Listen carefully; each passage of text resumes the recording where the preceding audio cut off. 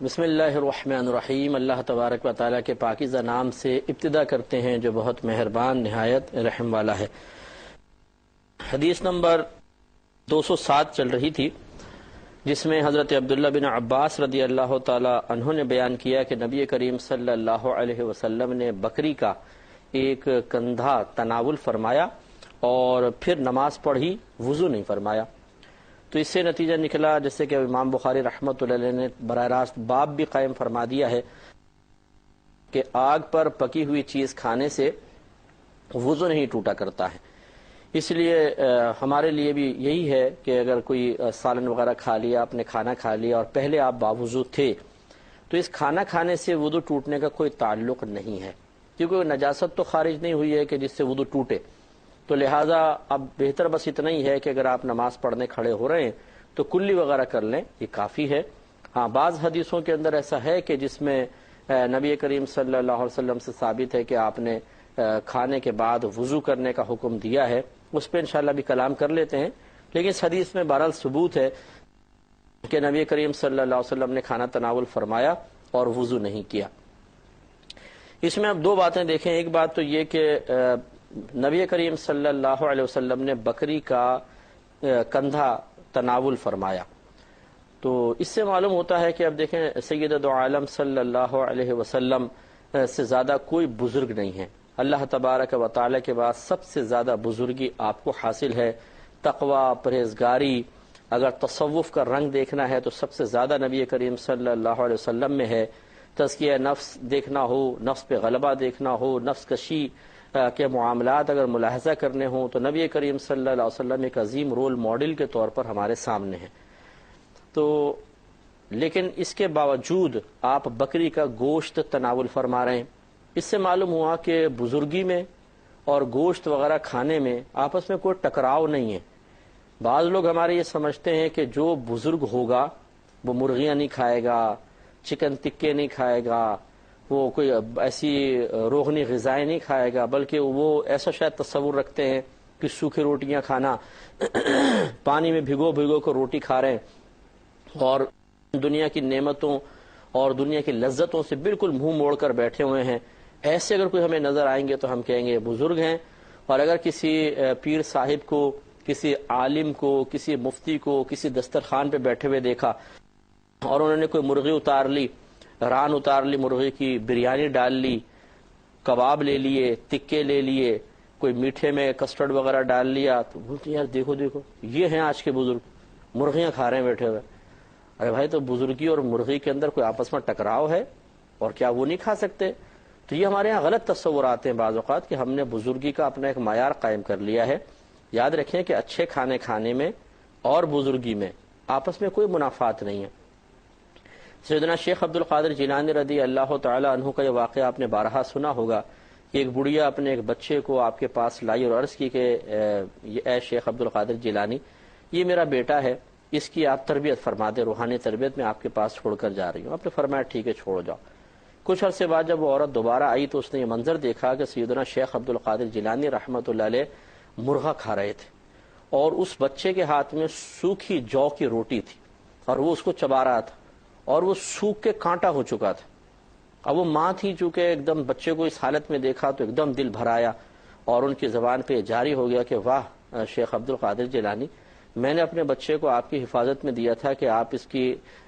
تربیت کریں، اور آپ نے میرے بچے کیا حال کر دیا، خود تو مرغا کھا رہے ہیں اور میرے بچے کو آپ جو کی روٹی دیے ہوئے ہیں۔ تو غوث پاک رضی اللہ تعالیٰ عنہ مسکرا دیے اور آپ نے جو مرغا وہاں پہ پڑا ہوا تھا، جو ہڈی وغیرہ آپ کھا چکے تھے، جو ہڈیاں اس کی پڑی تھیں، گوشت تناول فرما لیا تھا، اسے فرمایا قم باذن اللہ، اللہ کے حکم سے کھڑا ہو جا۔ تو روایت میں آتا ہے کہ اس ہڈیوں پہ گوشت چڑھا، پھر وہ کھال چڑھ گئی، پر آ گئے اور ایک دم وہ جیتا جاگتا مرغ بن گیا۔ تو آپ نے شاید مسکراتے ہوئے شاید فرمایا کہ اماں جان، جب آپ کا بیٹا اس قابل ہوگا تو پھر مرغیاں بھی کھائے گا۔ تو مطلب کہنے کا یہ ہے، سیدنا شیخ عبد القادر جیلانی رحمۃ اللہ علیہ نے بڑی پیاری بات بیان فرمائی کہ ایک دور ہوتا ہے جس میں انسان ہر قسم کی خواہشات سے اپنے آپ کو اس لیے دور کرتا ہے کہ وہ اس کے تربیت کے ایام ہوتے ہیں، اور اس وقت وہ اپنے نفس کو مغلوب کرنے کے لیے محنت کر رہا ہوتا ہے۔ جب نفس مغلوب ہو جاتا ہے، اس کے بعد پھر کچھ بھی کھانا پینا، کوئی ایسی اللہ کی نعمت سے لطف اندوز ہونا، یہ نفس کو سرکش نہیں کرتا ہے۔ لہذا جب تیرا بیٹا اس ریاضت کے بعد اس مقام پر پہنچ جائے گا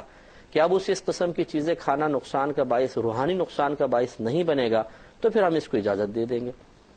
تو یہ بات ایک ذرا آپ یہاں پہ میں تھوڑی سی سمجھا دیتا ہوں، یہ ذہن میں رکھیے کہ ہمیں نفس کو مغلوب کرنے کا حکم دیا گیا ہے، اس کو جان سے مارنے کا حکم نہیں دیا گیا، کیونکہ نفس کی مثال ایک گھوڑے کی طرح ہے۔ یہ پہلے ابتداء ایک سرکش گھوڑا ہوتا ہے، اور آپ دیکھیں کہ جب جنگل سے گھوڑوں کو پکڑتے ہیں تو وہ کسی کو بیٹھنے نہیں دیتا ہے، کیونکہ وہ بالکل عادی نہیں ہوتا، تو پھر اس کو مطیع اور فرما بردار کرنے کے لیے کچھ کرنا پڑتا ہے۔ اس میں دو عمل بہت ضروری ہیں، ایک تو یہ کہ اس پہ بھاری بوجھ لاد دیا جاتا ہے، اتنا بوجھ لاد دیتے ہیں کہ وہ بڑی مشکل سے چل پاتا ہے، اور پھر اس کو بھوکا پیاسا رکھا جاتا ہے۔ جب بھوک اور پیاس اس پہ غالب آتی ہے اور بوجھ بہت زیادہ ہوتا ہے تو وہ سرکشی بھول جاتا ہے۔ پھر اس کو جب مارتے ہیں، تھوڑا تھوڑا گھنٹر مارے، اس کو لے کر گئے، تو پھر وہ کہنا مانتا ہے کہ اسے کھانا کھانا ہے، اسے پھر سمجھ میں آ جاتی ہے کہ میں اطاعت کروں گا تو کھانا ملے گا، آہستہ آہستہ ساری چوکڑی بھول جاتا ہے۔ اچھا، جب بھول جاتا ہے تو پھر اتنی سختی کی ضرورت نہیں، پھر وہ بالکل ٹرینڈ ہو جاتا ہے، تربیت یافتہ ہو جاتا ہے، تو وزن بھی اتار دیا جاتا ہے، اور اسے کھانا کھلایا جاتا ہے، پانی پلایا جاتا ہے، پیٹ بھر کے کھانا کھلاتے ہیں، پیٹ بھر کے پانی پلاتے ہیں، اور وہ کوئی سرکشی نہیں کرتا، کیونکہ اب وہ مطیع و فرما بردار ہو گیا۔ ہاں، اگر کوئی بعد میں پھر کبھی سرکشی کرے، کوئی دلتی وغیرہ مار دی، پھر کچھ دن اس کو بھوکا رکھتے ہیں، تو وہ ہوش ٹھکانے آ جاتے ہیں کہ وہ سمجھ جاتا ہے، جانور بھی حس رکھتا ہے کہ میں نے ذرا سی سرکشی کی تو میرا کھانا پانی بند ہو گیا، تو اس کے بعد پھر وہ کوشش نہیں کرتا۔ یہ جتنے گھوڑے ہیں، جانور ہیں، یہ کہاں ہمارے مطیع و فرما بردار ہوتے؟ یہ تو اللہ تبارک و تعالیٰ کا کرم سب سے پہلے ہے، اور دوسری چیز پھر یہی ہے کہ ان کے ساتھ تھوڑا سا سختی وغیرہ کا معاملہ روا رکھا جاتا ہے تو پھر یہ بالکل مطیع اور فرما بردار ہو جاتے ہیں۔ تو آپ دیکھیں، جب ایک سرکش گھوڑا پکڑائی میں پکڑا جاتا ہے تو اس کو مارنا مقصود نہیں ہوتا، بلکہ مقصود اسے مطیع اور فرما بردار بنانا ہوتا ہے۔ یہی نفس کا مسئلہ ہے کہ اللہ تبارک و تعالیٰ نے ہمارے ساتھ نفس کو پیدا کیا۔ یہ نفس سمجھ لیجئے کہ آخرت کی تیاری کے سلسلے میں ہماری ایک سواری ہے، ہمارا ایک سواری کا جانور ہے، ہم اس پہ سوار ہو کے گویا کہ آخرت کی تیاری کرتے ہیں۔ اسے مارنا نہیں ہے، اسے مغلوب کرنا ہے، اور مغلوب کرنے کا اس کا طریقہ یہی ہے کہ اس کو بھوکا پیاسا رکھا جائے اور عبادات کا بھاری بوجھ لاد دیا جائے۔ اور اس کے مغلوب ہونے کی علامت یہ ہوگی کہ آپ اگر اسے کہیں نماز پڑھ تو کہے جی لبیک،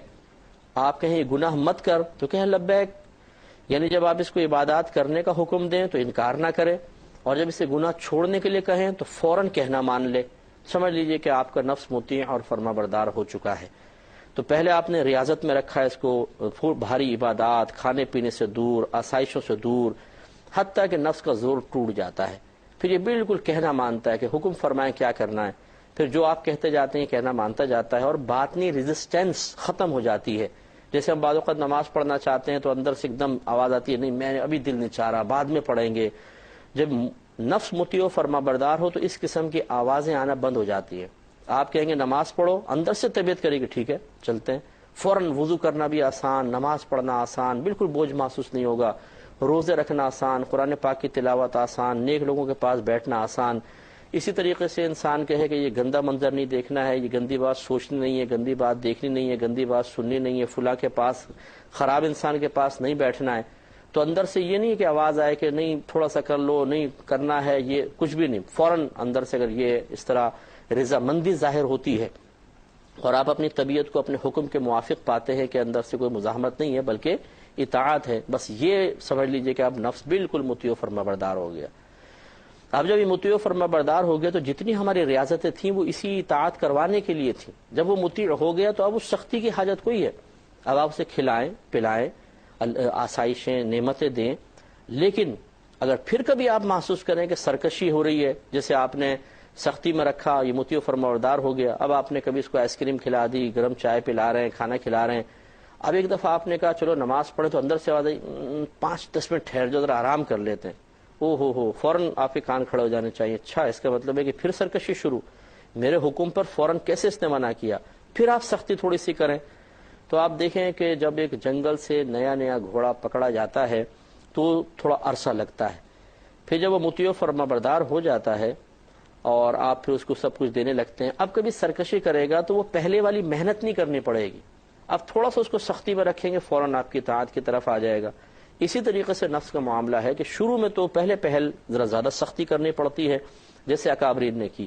کہ وہ روزے بھی رکھتے تھے، راتوں کو اٹھ کے نمازیں پڑھنا، ہر آسائش والی چیز سے اپنے آپ کو دور رکھنا۔ جب نفس بالکل مطیع و فرمانبردار ہو جاتا تھا پھر وہ چیزوں سے لطف اندوز بھی ہوتے تھے، اگرچہ وہ اللہ کی رضا کے لیے ہوتے تھے کہ اپنے نفس کی خواہشات کے تابع ہو کر نہیں ہوتے تھے۔ اور پھر کبھی وہ محسوس کرتے کہ نفس میں غفلت سی پیدا ہو رہی ہے، پھر ایک دم شدت کی طرف آتے، تو یہ بہت جلد پھر ایک دم اطاعت کر لیا کرتا تھا۔ اسی راز کو ہمیں بھی سمجھنا چاہیے۔ لہٰذا ہماری گزارش یہ، اگر کوئی عالم دین، کوئی مفتی صاحب، کوئی پیر صاحب، آپ ان کی دعوت کریں، یا آپ کسی جگہ گئے، وہ کھانا کھا رہے ہیں اور آپ بیٹھ گئے مشاہدہ کرنے کے لیے، انہوں نے بوٹیاں لیں، ان کی بوٹیاں گننا شروع کر دیں، 4 5 6، او ہو بھائی 2 پلیٹ بریانی کھا گئے، 4 تکے کھا گئے، 2 سیخ کباب کھا گئے، بھائی یار یہ تو مولویوں کا حال تو دیکھو کیا کر رہے ہیں۔ تو یہ کوئی طریقہ کار ہے مولویوں کا؟ ارے بھائی اللہ تعالیٰ نے نعمتیں سب کے لیے پیدا کی ہیں، یہ نہیں کہ غیر مولوی پیٹ بھر کے کھائے اور جو داڑھی والا ہے وہ بیچارہ بس بیٹھ کے اس کو دیکھتے ہی رہے، یہ غلط ہمارا خیال ہے۔ آپ کو اگر دیکھنا ہے واقعی کسی کی بزرگی تو ان چیزوں میں نہ تلاش کریں کہ کیا کھا رہے ہیں، کیا نہیں کھا رہے اور کتنا کھا رہے ہیں، ان سے بزرگی کیا تعلق ہے۔ اصل میں یہ دیکھیے کہ وہ شخص اعلانیہ طور پہ کوئی گناہ نہ کر رہا ہو اور نیک اعمال وقت پر شرعی تقاضے کے مطابق ادا کر رہا ہو، اور نبی کریم صلی اللہ علیہ وسلم کی سنت کا تابع ہو، متبع سنت ہو، تو سمجھ لیں یہ اللہ کی بہت بڑی نعمت ہے۔ صاحب علم بھی ہونا چاہیے، یعنی صاحب علم، صاحب عمل، صاحب تقوی، اور بعمل انسان باقاعدہ نبی کریم صلی اللہ علیہ وسلم کی سنن پر بھی عامل ہو، تو سمجھ لیجئے کہ یہ بزرگ ہیں۔ اب وہ کچھ بھی کھاتا رہے، ان کو کوئی نقصان نہیں ہے، تو ہماری شریعت منع نہیں کرتی ہے کہ آپ چیزوں سے لطف اندوز ہوں۔ اس کو منع کس نے کیا ہے؟ تو نبی کریم صلی اللہ علیہ وسلم نے بھی بکری کا اگر کندھا تناول فرمایا ہے تو اس لیے کہ اس کندھے کے تناول فرمانے سے کوئی نفس میں بگاڑ کوئی پیدا ہو رہا ہے، تو اس لیے یہ امت کی تعلیم کے لیے ہے کہ کبھی کبھی اچھے کھانے کھانے میں بھی کوئی حرج نہیں ہے۔ بلکہ حضرت بریرہ رضی اللہ تعالی عنہا، یہ سیدہ عائشہ صدیقہ رضی اللہ تعالی عنہا کی آزاد کردہ کنیز تھیں، خادمہ تھیں اور بوڑھی خاتون تھی۔ کبھی کبھار نبی کریم صلی اللہ علیہ وسلم ان کے ہاں تشریف لے جاتے تھے اور باقاعدہ وہاں کھانا وغیرہ کھاتے تھے۔ تو ایک دفعہ تشریف لے گئے تو بریرہ رضی اللہ تعالی عنہا نے کچھ کھجوریں آپ کی خدمت میں پیش کی، تو سید دو عالم صلی اللہ علیہ وسلم نے ارشاد فرمایا کہ بریرہ، جب ہم اندر آئے تھے تو ہم نے چولہے پر کوئی چیز پکتی ہوئی محسوس کی تھی، تو وہ کہاں ہے؟ یعنی تم ہمیں کھجوریں دے رہی ہو، وہ بھی تو لاؤ۔ تو انہوں نے عرض کیا رسول اللہ صلی اللہ علیہ وسلم وہ تو صدقہ ہے، کسی نے مجھے صدقہ دیا تھا تو وہ میں نے پکا رہی ہوں، یہ صدقے کا گوشت ہے، اور آپ تو صدقہ کھاتے نہیں۔ تو رحمت کونین صلی اللہ علیہ وسلم نے فرمایا کہ وہ تمہارے لیے صدقہ ہے اور ہمارے لیے ہدیہ ہے، یعنی جب تمہیں دیا گیا تو صدقہ ادا ہو گیا، اب جب تم ہمارے پاس لاؤ گی وہ تمہاری طرف سے ہمارے لیے گفٹ، تحفہ ہوگا، ہدیہ ہوگا، ہمارے لیے جائز ہوگا۔ تو پھر وہ گئیں تو سرکار صلی اللہ علیہ وسلم نے جاتے ان کو فرمایا کہ بکری یہ بازو لے کر آنا، تو وہ گئیں اور بکری کا بازو ڈال کے لائیں، سرکار نے تناول فرمایا دوسرا اور لاؤ، وہ گئیں دوسرا بھی ڈال کر لے آئیں، سرکار نے تناول فرمایا اور لاؤ۔ تو عرض کیا رسول اللہ صلی اللہ علیہ وسلم بکری کے تو 2 ہی بازو ہوتے ہیں، آپ نے فرمایا کہ اگر تم مجھے منع نہ کرتی تو میں بازو منگواتا رہتا اور ہانڈی سے بازو آتے رہتے، یعنی ایک معجزے کا اظہار مقصود تھا۔ اس سے یہ بھی نتیجہ بعض علماء نے نکالا ہے کہ جب بزرگ کچھ دے رہے ہوں نا، کچھ عطا کر رہے ہوں،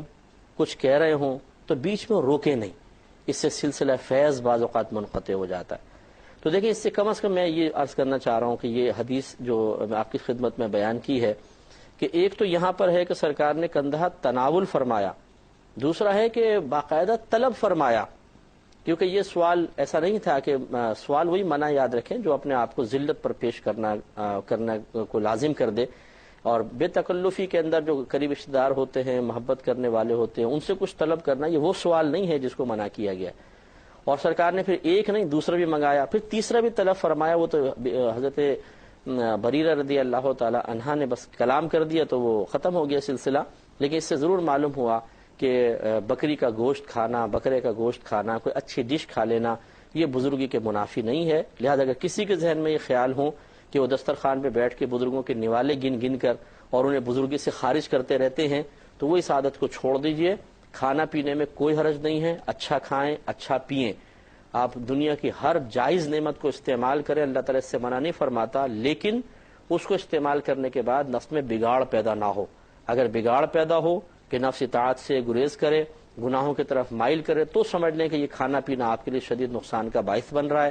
اور اگر آپ اچھا کھا رہے ہیں، اچھا پی رہے ہیں، چاہے پیٹ بھر کے کھا رہے ہیں، پیٹ بھر کے پی رہے ہیں، لیکن 5 وقت نماز بھی پڑھتے ہیں، گناہوں سے مکمل طور پہ بچتے ہیں، نیک اعمال کا ارتکاب کرتے ہیں، اور کسی قسم کی نفس کی سرکشی آپ محسوس نہیں کرتے ہیں، تو شریعت یہ مطالبہ نہیں کرتی کہ تم اچھا کھاؤ پیو نہیں۔ شریعت تو یہ مطالبہ کرتی ہے کہ نفس کو مطیع و فرما بردار کر کے تسلسل سے اللہ تعالیٰ کی فرما برداری کرو۔ تو لہٰذا آپ اچھا کھائیں پئیں لیکن نفس کو مغلوب کر کے۔ پھر ایک یہ آخری بات اس میں یہ بھی پتہ چلی کہ نبی کریم صلی اللہ علیہ وسلم اکثر بکری کی دستی، جس کو اگلا کندھا آپ کہتے ہیں، وہ پسند فرماتے تھے، اور اس میں فقہا نے بیان فرمایا، شارحین نے، کہ اس کی وجہ یہ ہے کہ وہ زود ہضم ہوتا ہے، جلدی ہضم ہو جاتا ہے، تیزی کے ساتھ ہضم ہو جاتا ہے، گوشت نرم ہوتا ہے اور جلدی ہضم ہو جاتا ہے۔ تو اس لیے یہ بھی، اس سے بھی ایک اشارہ مل گیا کہ ایسی غذائیں استعمال کرنی چاہیے، یا اس کو ہم نبی کریم صلی اللہ علیہ وسلم کی سنت بھی کہہ سکتے ہیں، جو کھانے کے اعتبار سے سہل ہوں، زیادہ چبانے میں ثقیل وغیرہ نہ ہوں، اور ہضم کرنے کے اعتبار سے بہت آسان سی ہوں، ایسی غذائیں گویا کہ رحمت کونین صلی اللہ علیہ وسلم کو پسند تھی۔ تو یہ اگر اس نیت کے ساتھ ان چیزوں کو استعمال کریں گے تو اس پر بھی انشاءاللہ ثواب ملے گا۔ اب یہ ایک مزید بات سماعت فرما لیں، یہ 2-3 حدیثیں میں عرض کرتا ہوں، یہ ابھی بخاری کی نہیں ہیں، یہ اس پر ہیں کہ دیکھیں سرکار، یہ جو امام بخاری رحمۃ اللہ علیہ حدیث لے کر آئے ہیں کہ سرکار صلی اللہ علیہ وسلم نے کندھا تناول فرمایا اور وضو نہیں کیا، تو ہم نے بتایا اس لیے کہ بعض احادیث سے یہ ثابت ہو رہا تھا کہ کھانے کے بعد وضو کرنا چاہیے۔ تو شارحین نے اس کی شرح یہی بیان فرمائی ہے کہ جن احادیث میں نبی کریم صلی اللہ علیہ وسلم نے وضو کرنے کا حکم دیا ہے، اس میں یا تو وہ صحیح حدیثیں ہیں، ٹھیک ہے، ایسا پہلے تھا، لیکن بعد میں جب نبی کریم صلی اللہ علیہ وسلم نے خود کھانے کے باوجود وضو نہیں فرمایا، تو یہ بعد والی حدیثیں ان حدیثوں کے لیے ناسخ بن گئیں، گویا کہ وہ حکم منسوخ ہو گیا۔ اور دوسری اس میں تعویل یہ بھی کی گئی ہے کہ نبی کریم صلی اللہ علیہ وسلم نے جو فرمایا کہ کھانے کے بعد وضو کرو، اس سے مراد وہ مکمل وضو نہیں ہے، بلکہ ہاتھ دھو لینا اور کلی کرنا، یہ کھانے کا وضو کہلاتا ہے، یہ مراد ہوگا۔ تو بہرحال تو وہ حدیثیں جن میں کھانے کے بعد وضو کا ذکر ہے، وہ سمجھ لیں منسوخ حدیثیں ہیں، اور جن میں نبی کریم صلی اللہ علیہ وسلم نے بغیر وضو کیے نماز ادا فرمائی ہے، کھانا کھایا بغیر وضو کیا، نماز ادا فرمائی، یہ گویا کہ ان کے لیے ناسخ کی حیثیت رکھتے ہیں۔